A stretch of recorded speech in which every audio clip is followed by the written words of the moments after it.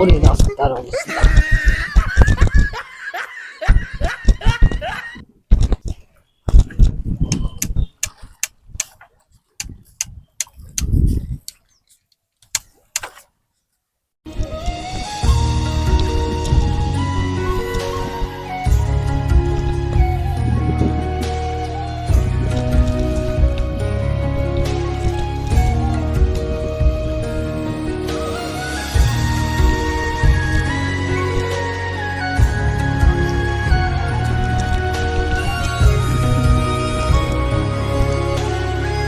এই হচ্ছে নদীর অবস্থা এখন বর্তমান।